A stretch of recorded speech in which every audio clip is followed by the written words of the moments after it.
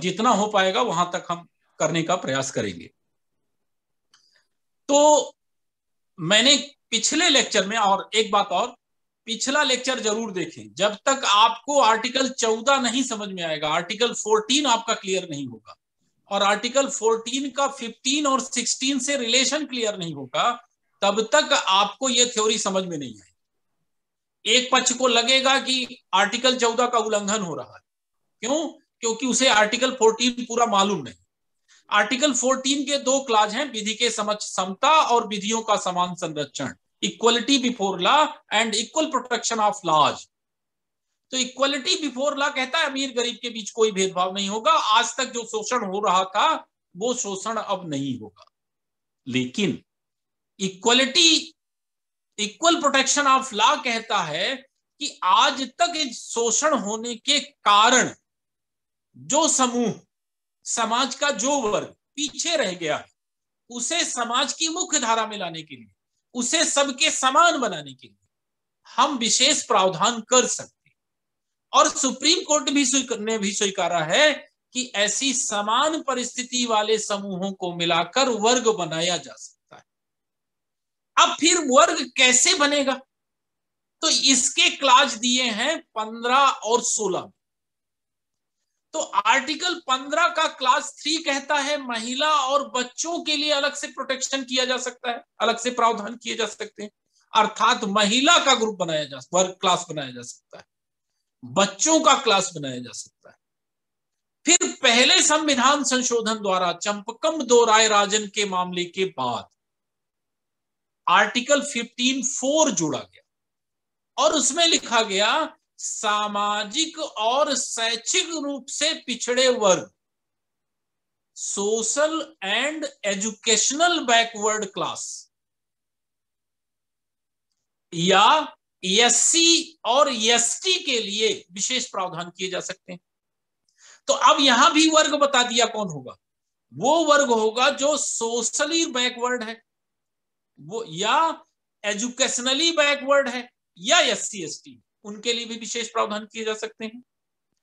फिर आर्टिकल 16 का 16 का क्लाज 4 कहता है कि ऐसे पिछड़े वर्ग, ऐसे बैकवर्ड क्लास जिनका रिप्रेजेंटेशन सेवाओं में कम है, उन्हें भी विशेष प्रावधान दिए जा सकते हैं।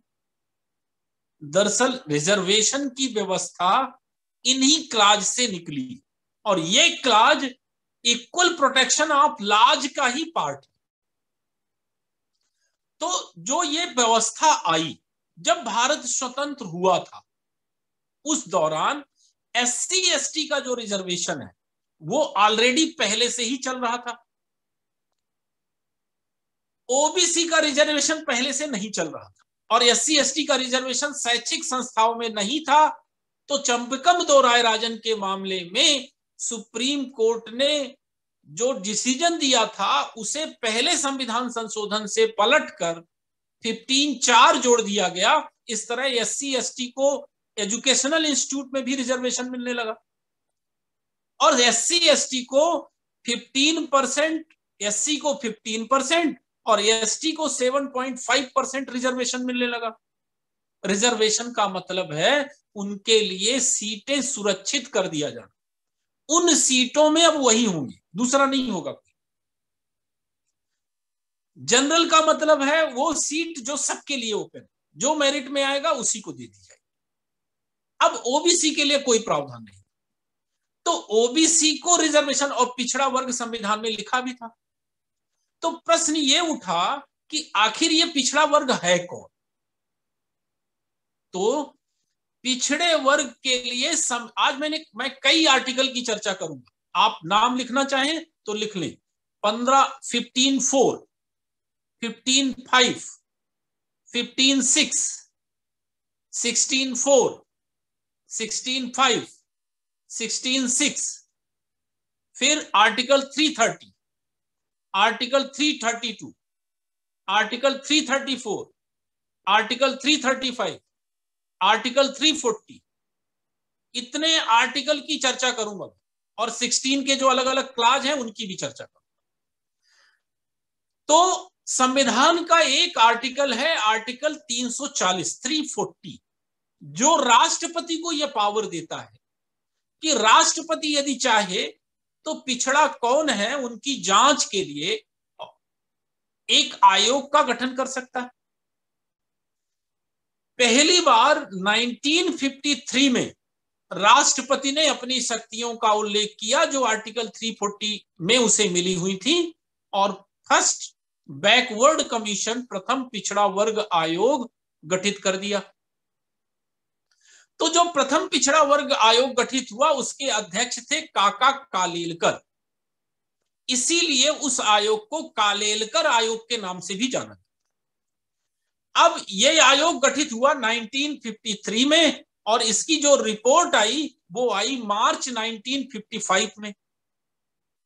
विषय क्या था जो इसे देखना था? तो इसे देखना था कि आखिर पिछड़े का आधार क्या हो। अच्छा, इसको लेके संविधान में भी बहस हुई थी, बाद में भी ये चर्चा का बिंदु था कि आखिर पिछड़ा किस आधार पे माना जाए। क्या जो आर्थिक रूप से असक्षम है उन्हें पिछड़ा मान लिया जाए, या महिलाओं को पिछड़ा मान लिया जाए क्योंकि महिला के साथ असमानता भी सदियों से हो रही है, या अन्य कोई आधार पर पिछड़ा मान लिया जाए। तो जो काका कालेलकर थे उन्होंने जाति को पिछड़ा मान लिया, तो जाति के आधार पर पिछड़ा मान लिया गया। अब जब जाति के आधार पर पिछड़ा मान लिया गया तो उन्होंने कहा कुल 2399 जातियां पिछड़ी हैं और पिछड़ापन का आधार जाति, इसलिए जाति के आधार पर पिछड़ों को बढ़ाने के प्रावधान किए जाने चाहिए। ये काका कालेलकर आयोग की सिफारिश में कहा। लेकिन 1953 का समय याद करिए। 1953 के समय सारी शक्तियां कांग्रेस के पास थी और कांग्रेस पूरे देश की अकेली पार्टी थी। दरअसल उस समय भारत का मतलब ही कांग्रेस हुआ करता था। क्यों? क्योंकि कांग्रेस के नेतृत्व में ही स्वतंत्रता मिली थी। तो जितने स्वतंत्रता संग्राम सेनानी थे वो सब कांग्रेस में थे, पूरा देश कांग्रेस को चाहता था। अब ऐसी परिस्थितियों में यह सिफारिश आ गई कि जाति के आधार पर पिछड़ा मान लिया जाए। हालांकि उसके पहले नेहरू जी अनुसूचित जाति जनजाति के लिए रिजर्वेशन कर चुके थे, पर कांग्रेस को यह मंजूर नहीं था कि मैं जाति के आधार पर रिजर्वेशन लागू करके जाति विशेष तक सीमित हो जाऊं। क्यों?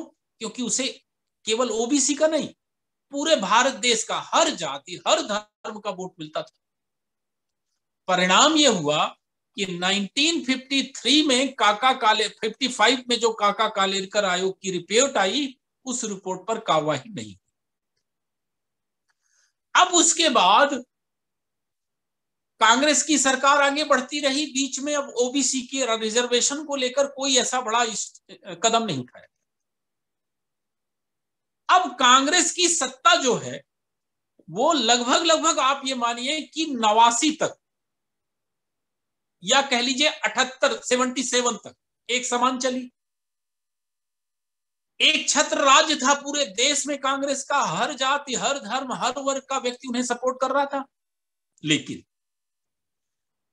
इसी बीच इंदिरा गांधी का जब भारी विरोध हुआ, जयप्रकाश नारायण, मोरारजी देसाई सारे विपक्ष के एकजुट नेता हो गए और इंदिरा गांधी को अपनी सत्ता जाती हुई दिख रही थी, तो इंदिरा गांधी जी ने आपातकाल लगा दिया। आपातकाल लगाने के बाद जन आक्रोश इतना पनपा कि जब 77 के आम चुनाव हुए तो इंदिरा गांधी अपनी सीट भी हार गए, संजय गांधी अपनी सीट भी हार गए, राजनारायण सिंह जी ने इंदिरा गांधी को रायबरेली से चुनाव हरा दिया। एक नए भारत का उदय हो रहा था और ऐसी परिस्थितियों में पूरा विपक्ष एकजुट होकर मोरारजी देसाई के नेतृत्व में नई सरकार का गठन हो गया। अब मोरारजी देसाई जब बने तो उन्हें यह लगा कि कैसे हम कांग्रेस से परमानेंट सत्ता छीन लें। इसलिए मोरारजी देसाई ने मंडल कमीशन का गठन कर दिया, द्वितीय पिछड़ा वर्ग आयोग कह लीजिए। पहला पिछड़ा आयोग 53 में गठित हुआ, सेकंड पिछड़ा वर्ग आयोग गठित हो गया 1979 में। उसके अध्यक्ष थे बीपी मंडल, इसीलिए उसे मंडल कमीशन भी कहा जाता है। तो मंडल कमीशन का गठन हो गया और 77 में वो बने थे, 79 में गठित हो गया। बाद में क्योंकि उनको अपनी सत्ता जाती हुई दिख रही थी, अब जब तक उसकी रिपोर्ट आ पाती मंडल कमीशन की रिपोर्ट आई 12 दिसंबर 1980 में, तब तक कांग्रेस ने चरण सिंह को चौधरी मोरारजी देसाई से अलग कर लिया और चरण सिंह के हटने के बाद जनता पार्टी की सरकार चली गई। चरण सिंह कांग्रेस के समर्थन से 23 दिन के प्रधानमंत्री बन गए। 23 दिन बाद फिर से कांग्रेस आ गई, कांग्रेस ने चुनाव कराए, फिर से सत्ता आ गई कांग्रेस के पास। इसका मतलब कि गठन तो मोरारजी देसाई ने किया मंडल कमीशन का, लेकिन जब रिपोर्ट आई तब तक मोरारजी देसाई रह ही नहीं गए, फिर से कांग्रेस की सत्ता आ गई और प्रचंड बहुमत से कांग्रेस की सत्ता आ गई। 353 सीटें फिर मिल गई इंदिरा गांधी को। वो इंदिरा गांधी जिसको 2 साल पहले जनता ने हटाया था, उसी इंदिरा गांधी का भारी मात्रा में समर्थन हुआ, क्योंकि जो विपक्ष आया था वो बिखरा हुआ, उसके पास कोई मुद्दा नहीं था। वो केवल इंदिरा गांधी के विरोध के आधार पर सत्ता पाकर सत्ता चलाना चाह रहे थे, जनता ने नकार दिया। अब इंदिरा गांधी को फिर से सारे जाति धर्म का वोट मिला था, तो इंदिरा गांधी ने जाति आधारित व्यवस्था का फिर समर्थन नहीं किया। फिर से उन्होंने मंडल कमीशन की जो रिपोर्ट आई उस रिपोर्ट को वहीं पड़ा रहने दिया। पर पहले जान लीजिए कि मंडल कमीशन की रिपोर्ट आई क्या। तो मंडल कमीशन ने जो रिपोर्ट दी उसने भी कहा पिछड़ा का आधार जाति ही होगा। क्यों? क्योंकि सदियों से समाज के एक समूह को जाति व्यक्ति के आधार पर नहीं पिछड़ा माना जा रहा है, व्यक्ति के आधार पर छुआछूत नहीं किया जा रहा, जाति के आधार पर छुआछूत किया जा रहा है, जाति के आधार पर उसे उसके अधिकारों से वंचित किया जा रहा है। और इसलिए भी जाति महत्वपूर्ण है क्योंकि एक आर्थिक रूप से सक्षम व्यक्ति भी पिछड़ा का जो है, पिछड़ी की जाति में जो पैदा हुआ है, उसे भी समाज में सम्मान नहीं मिल रहा है, गरीब को तो नहीं मिल रहा है। इसलिए जाति ही आधार होना चाहिए। अब दूसरा प्रश्न यही राइज हुआ कि अगर जाति है तो आखिर जाति कितनी है, संख्या कितनी है? तो भारत में जाति आधारित जनगणना होती नहीं, केवल SC ST की होती है। 1931 में पहली अंतिम बार जाति आधारित जनगणना हुई थी, कास्ट सेंसस 1931 में हुआ था।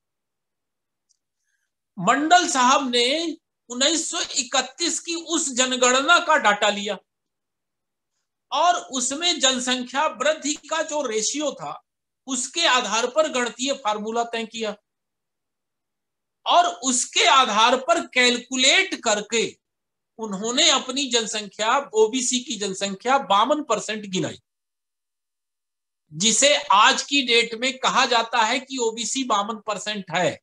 दरअसल वो अप्रॉक्सीमेट डाटा है, उसकी कोई वैज्ञानिक मान्यता नहीं। क्यों? क्योंकि जनगणना हुई नहीं। उन्होंने अपने फार्मूला तय करके वो जाति तय कर दी। और अगर आप सारे 52% ओबीसी को मान लीजिए तो जनसंख्या 100% से ऊपर निकल जाएगी। क्यों? क्योंकि 52% के अलावा 22.5% SC ST हो रहे हैं, 10% के आसपास मुस्लिम हो रहे हैं, फिर अभी बाकी कास्ट बची ही हैं, बौद्ध बचे हैं, जैन बचे हैं, ईसाई बचे हैं, तो वो डाटा बढ़ जाए। खैर, अपने को वहां पे नहीं जाना है। 52% का डाटा उन्होंने बताया, सही गलत वो तो बात का विषय है, जब गणना होगी तब मालूम चलेगा। और कहा कि 3743 जातियां 3743 जातियां पिछड़ी हैं, जिनकी जनसंख्या करीब 52% है और इसलिए इन्हें 27% रिजर्वेशन दिया जाए। इस तरह मंडल कमीशन ने पहली बार 27% ओबीसी को रिजर्वेशन की सिफारिश कर दी। लेकिन इंदिरा गांधी जी के कार्यकाल में वो सिफारिश लागू नहीं हुई, क्योंकि इंदिरा जी अपना प्रभाव क्षेत्र सीमित नहीं करना चाहती थी। सबके अपने राजनीतिक हित हैं।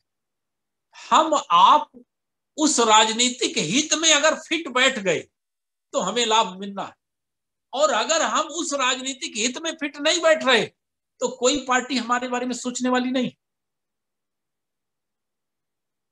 अब नहीं हुआ।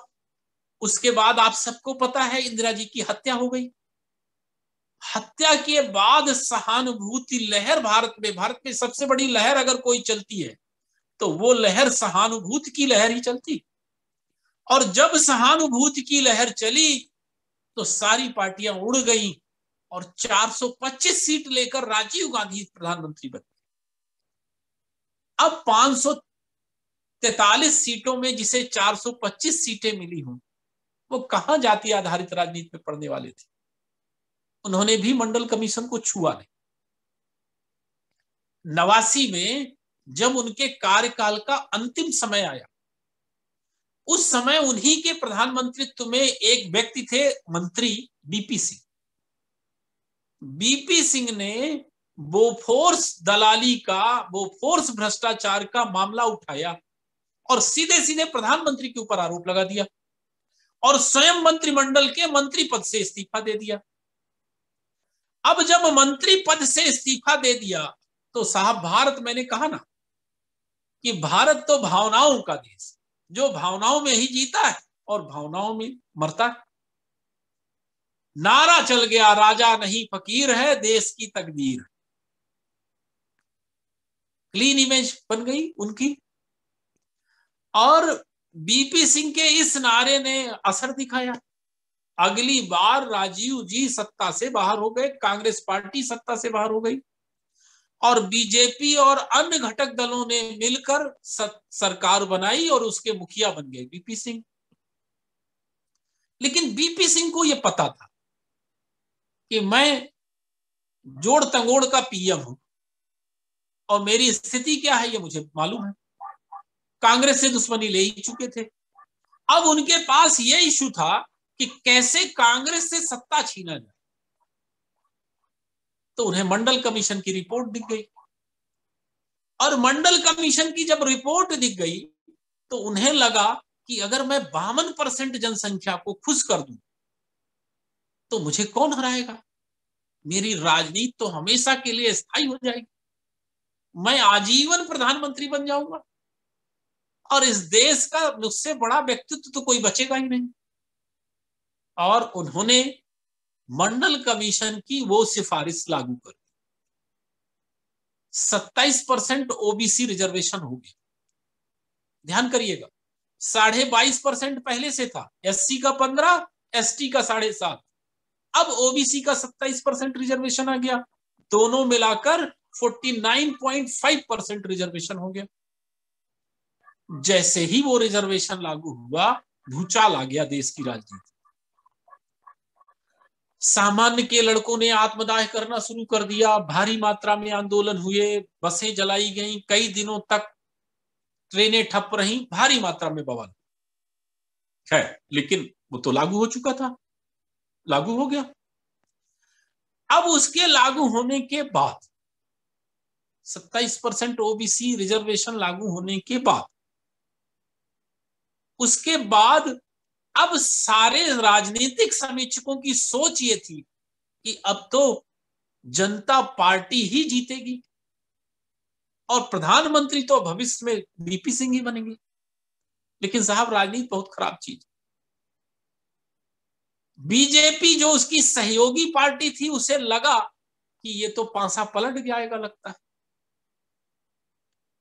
तो आडवाणी जी ने कहा ये तो हिंदू का एक पूरा वर्ग बीपी सिंह का हो गया, अब तो हम कहीं के बचेंगे ही नहीं।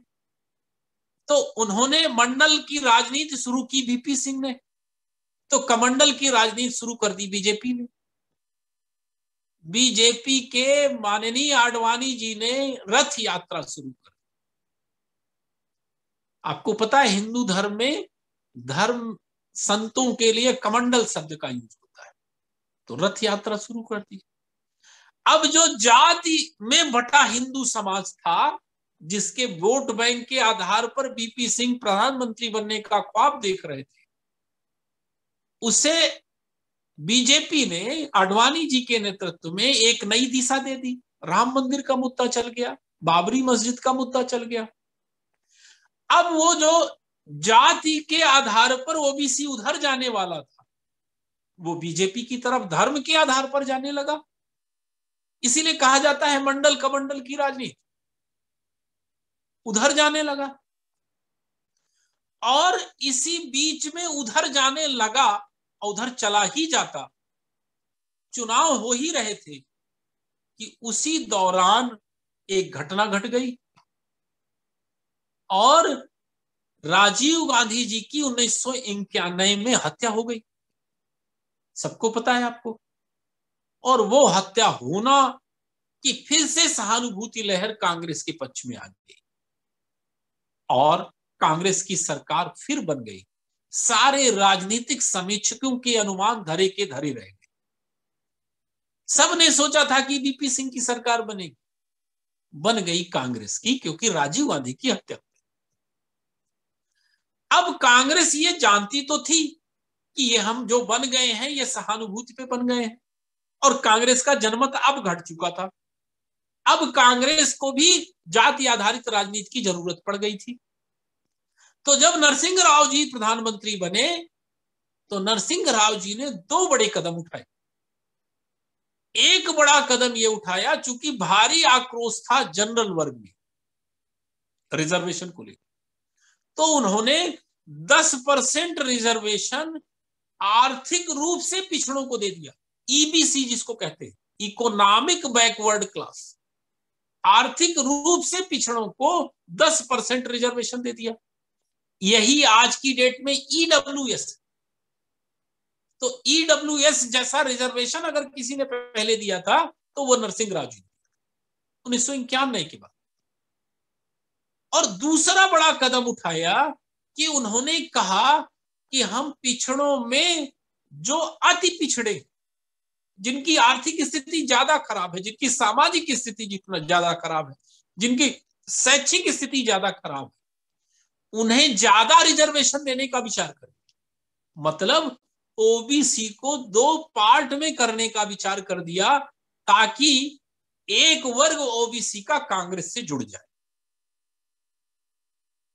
लेकिन अब इन सब के बीच में अभी न्यायपालिका तो थी ही। एक प्रसिद्ध वकील है वहां की, इंदिरा साहनी, नाम सबने आपने सुना होगा, इंदिरा साहनी का केस। प्रसिद्ध वकील है वो। उन्होंने इंदिरा साहनी बनाम भारत संघ 1992 का एक वाद प्रस्तुत किया, और उस वाद में उन्होंने जो ये रिजर्वेशन का अभी वाद चल रहा था उसको लेकर केस दायर कर दिया। चूंकि मामला मूल अधिकार से संबंधित था, इसलिए कॉन्स्टिट्यूशनल बेंच बैठी, और थोड़ी बहुत नहीं 9 जजों की कॉन्स्टिट्यूशनल बेंच बैठी। उसको तय यही करना था कि पिछड़े का आधार जो जाति बनाया गया है, क्या यह सही है? आरक्षण से क्या समता का उल्लंघन नहीं होता? क्या 16(4) क्या आर्थिक रूप से पिछड़ा वर्ग बनाना सही है? ये मुद्दे उठाए गए। और जो जजमेंट आया इंदिरा साहनी केस का, उसके पॉइंट अगर नोट करना चाहें तो नोट कर लीजिएगा, नहीं तो फिर यूट्यूब से पॉज कर करके नोट कर लीजिएगा अगर आपको छूट जाए तो उसने पहली चीज जो कही कि आरक्षण जो आर्टिकल 14 में इक्वलिटी लिखा है, या 14 to 18 में जो इक्वलिटी लिखा है, उसके अगेंस्ट नहीं। क्यों नहीं है?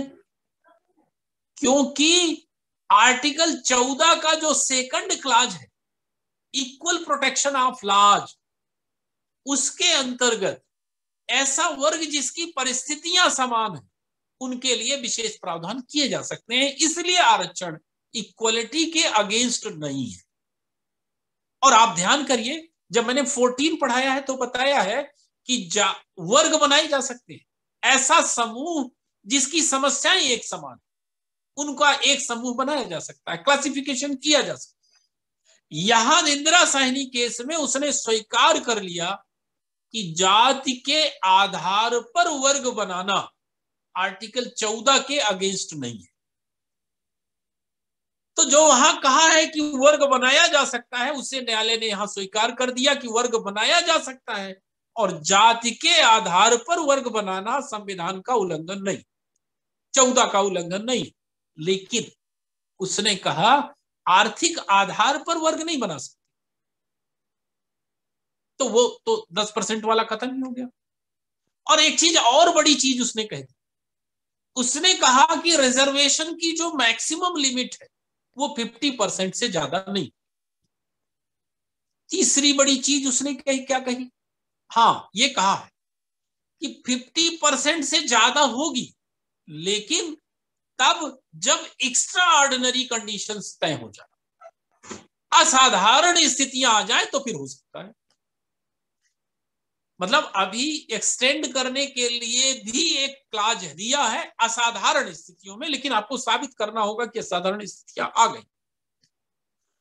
और इससे एक और बड़ा महत्वपूर्ण चीज कही, कहा कि प्रमोशन में रिजर्वेशन नहीं हो सकता। प्रमोशन केवल, रिजर्वेशन केवल नियुक्तियों में होगा, प्रारंभिक नियुक्तियों में। प्रमोशन में रिजर्वेशन नहीं हो सकता, संभव नहीं है। और यह भी कहा कि कैरी फॉरवर्ड नियम जो है वो भी 50% के लिमिट के अंदर ही रहेगा। अब प्रश्न यह है कि कैरी फॉरवर्ड रूल है क्या?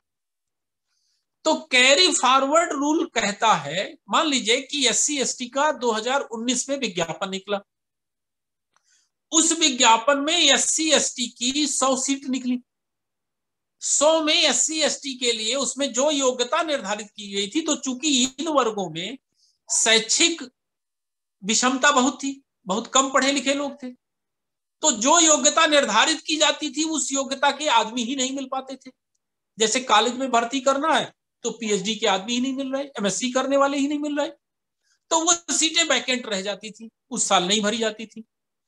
तो कैरी फॉरवर्ड का मतलब है ये नियुक्तियां दूसरे से नहीं भरी जाएगी, अगले साल के लिए फॉरवर्ड कर दी जाएंगी। कैरी फॉरवर्ड इसी को बोलते हैं। अब जब वहां फॉरवर्ड हो गई तो यहां की ये SC ST की सीटें थी, वहां जब पहुंचेंगी तो वहां की टोटल नियुक्तियों में यदि इन्हें जोड़ा जाएगा तो टोटल का 50% रिजर्वेशन नहीं होगा। क्यों? क्योंकि ये टोटल के 50% के हिसाब से ही होगा। इंदिरा साहनी में तो अभी यही कहा, उसने कहा कि जब वो वहां जुड़ेंगी तो वहां भी जब रिजर्वेशन करेंगे टोटल का, तो वो भी 50% की लिमिट में ही रहेगा, इससे आगे नहीं जा पाएगा। मतलब कैरी फॉरवर्ड में भी 50% की जो कैप है वो लागू रहेगी। इंदिरा साहनी केस में इतने महत्वपूर्ण तथ्य उठाए गए। अब इसके बाद, अच्छा हाँ, एक चीज और कहा, महत्वपूर्ण चीज कही, उसने कहा पिछड़े वर्ग में क्रीमी लेयर को अलग किया जाएगा। अब प्रश्न यह है कि क्रीमी लेयर कौन है?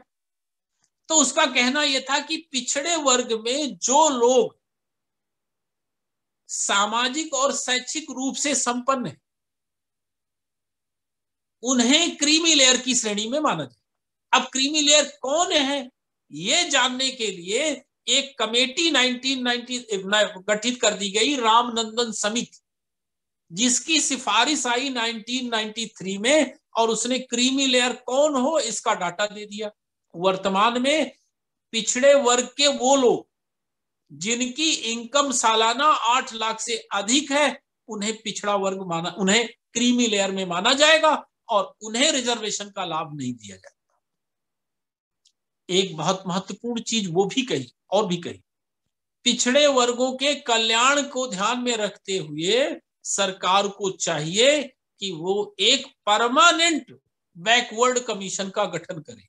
हालांकि उसका स्वरूप सांविधिक होगा, स्टैट्यूटरी होगा, मतलब संसद के अधिनियम से उसका गठन होगा। और इस तरह से 1993 में इंदिरा साहनी केस के जजमेंट को ध्यान में रखते हुए पिछड़े वर्गों के लिए परमानेंट कमीशन का गठन कर दिया गया। पिछड़ा वर्ग आयोग 1993 में ही बना है। अब पिछड़ा वर्ग आयोग की चर्चा आई तो यहीं पे आप अगर लिखना चाहें तो लिख सकते हैं 102nd अमेंडमेंट द्वारा पिछड़ा वर्ग कमीशन को कॉन्स्टिट्यूशनल दर्जा दे दिया गया और आर्टिकल 338B में उसको जोड़ दिया गया। तो अब पिछड़ा वर्ग का राष्ट्रीय आयोग जो है वो संवैधानिक आयोग हो गया, जिससे जैसे पिछड़ा वर्ग का SC आयोग संवैधानिक है वैसे ही ST आयोग भी ST आयोग संवैधानिक है, वैसे ही अब OBC आयोग भी संवैधानिक हो गया।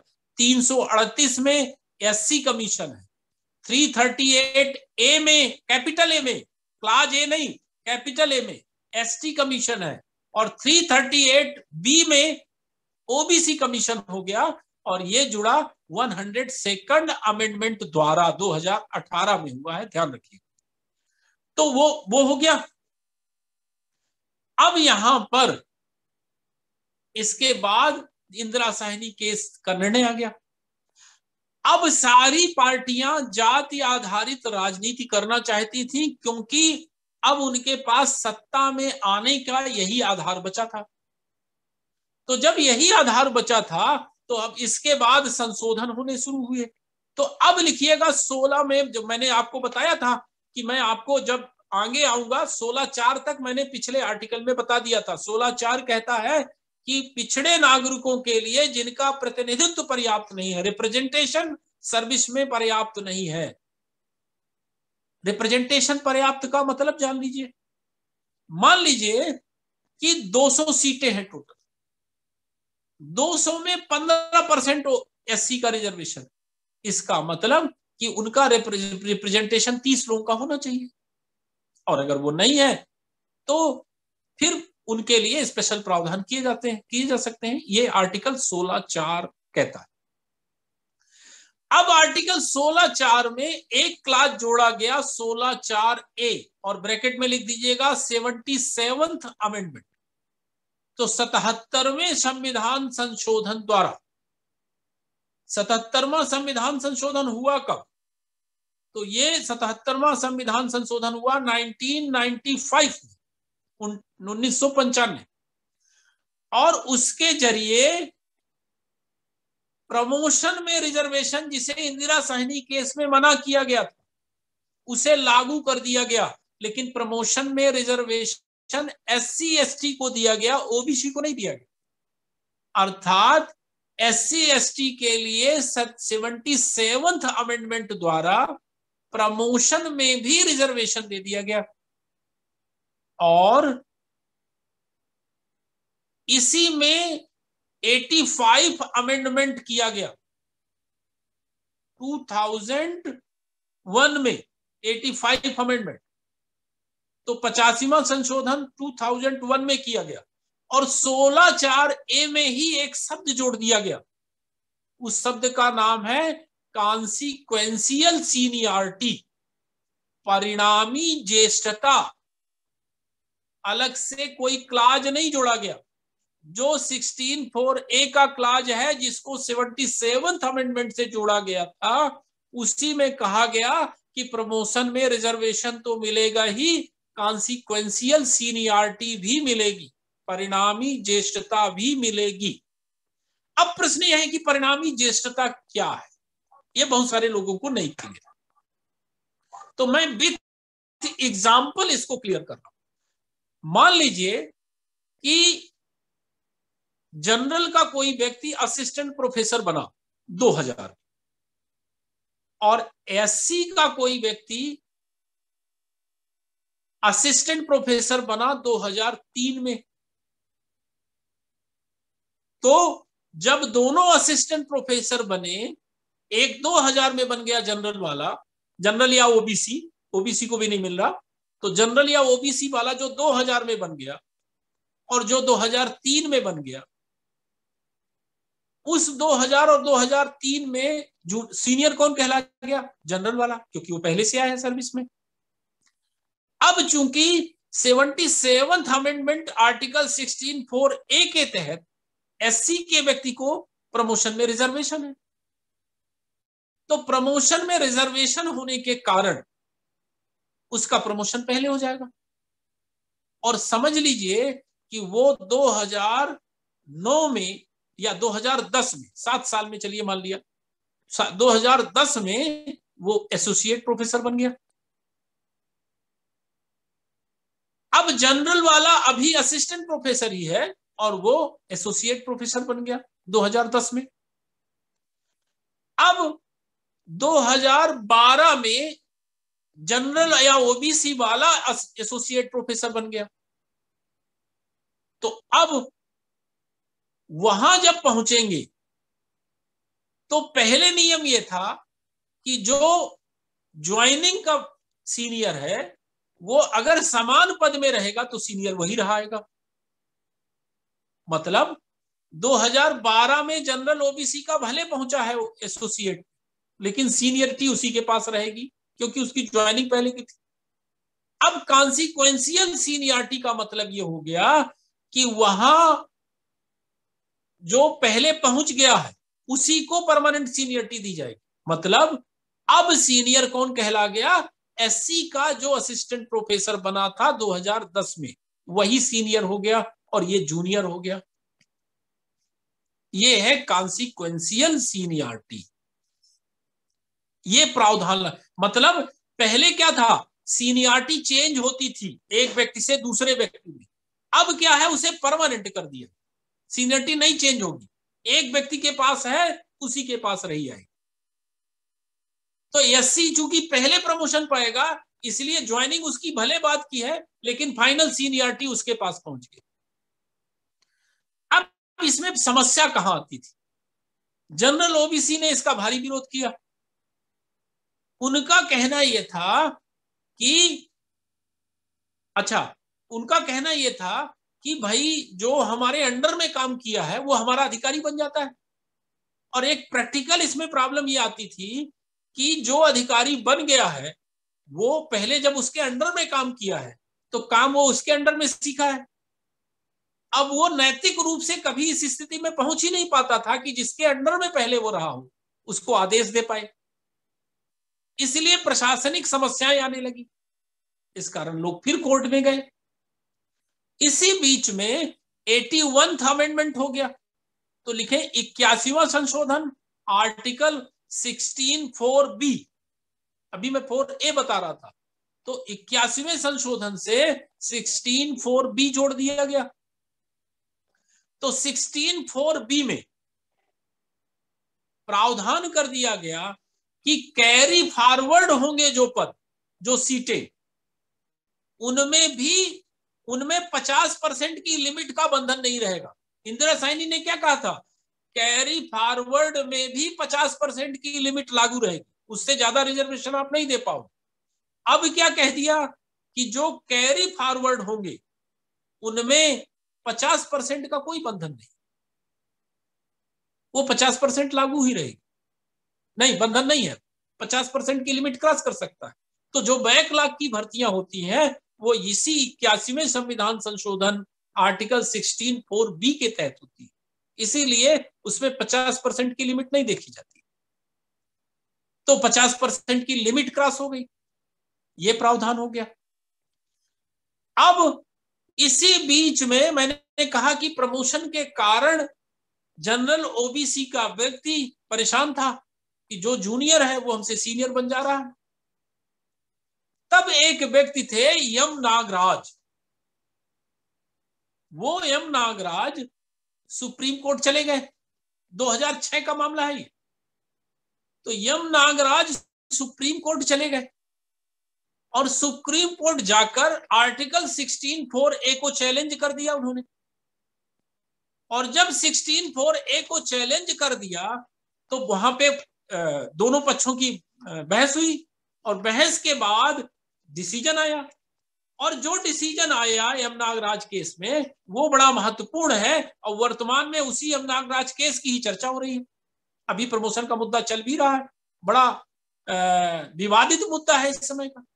तो जो एम नागराज केस में जो फाइंडिंग्स आई, जो जजमेंट के बिंदु उठाए गए, उसने कहा कि ठीक है प्रमोशन में आप रिजर्वेशन दे सकते हैं, लेकिन प्रमोशन में रिजर्वेशन देने के लिए 3 शर्तों का फैक्चुअल डाटा आपको देना पड़ेगा। अगर तथ्य है तो आप दे सकते हो, तथ्य नहीं है तो नहीं दे सकते। पहली चीज उसने जो कही, उसने कहा बैकवर्डनेस साबित करनी है, अर्थात वो कर्मचारी होने के बाद भी पिछड़ा है, यह साबित करना होगा। आप आर्टिकल ध्यान करिए, आर्टिकल 16(4) कह रहा पिछड़ों के लिए प्रावधान होना है। तो क्या वो नौकरी पाने के बाद भी पिछड़ा है, यह साबित करना होगा, फैक्चुअल डाटा देना। दूसरी चीज उसने कही, आर्टिकल 16(4)A में भी लिखा है और 4 में भी लिखा है कि आप उन्हें रिजर्वेशन तब देंगे जब उनका सर्विस में रिप्रेजेंटेशन पर्याप्त नहीं है, अपर्याप्त प्रतिनिधित्व है तो देंगे। मतलब वही जो मैंने अभी बताया कि मान लीजिए कि प्रमुख सचिव के 100 पद हैं पूरे भारत में, पूरे मध्य प्रदेश में, मध्य प्रदेश की बात कर ले, तो उस 100 पद में 15% एससी का रिजर्वेशन है, तो 15 सीटें एससी की होनी चाहिए सचिव पद के लिए। तो यदि 100 में से 15 एससी के हैं तो फिर क्यों प्रमोशन में रिजर्वेशन देना है? और अगर नहीं है तो आप हमें बताइए कि हैं कितने। अब सरकार इसका डाटा ही नहीं कलेक्ट कर पा रही है, ये एक बड़ा फैक्ट है।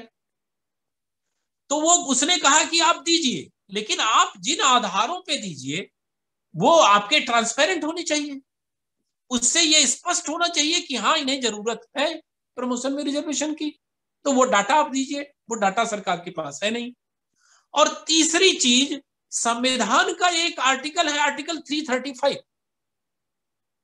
वो आर्टिकल कहता है कि रिजर्वेशन अगर दिया जाए तो प्रशासनिक दक्षता को बनाए रखते हुए दिया जाएगा। अब जो प्रमोशन में रिजर्वेशन है उसमें सबसे बड़ा पॉइंट यही है कि जो जूनियर है वो सीनियर बन जाता है। अब वो जूनियर व्यक्ति जिन सीनियर्स के अंडर में पहले काम किया है उनसे काम ले पाने में सक्षम महसूस ही नहीं करता अपने आप को। परिणाम क्या होता है? उसकी प्रशासनिक दक्षता प्रभावित होती है।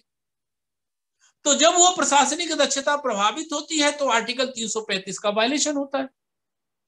तो आपको यह साबित करना पड़ेगा कि जो प्रशासनिक दक्षता है वो प्रमाणित ना हो, प्रभावित ना हो, तो आप रिजर्वेशन दे सकते हैं।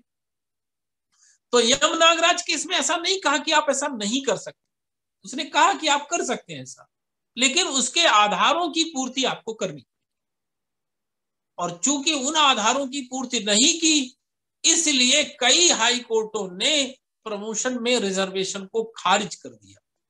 और अभी सुप्रीम कोर्ट में जो केस चल रहा है उसमें उसने रिव्यू करने से भी मना कर दिया।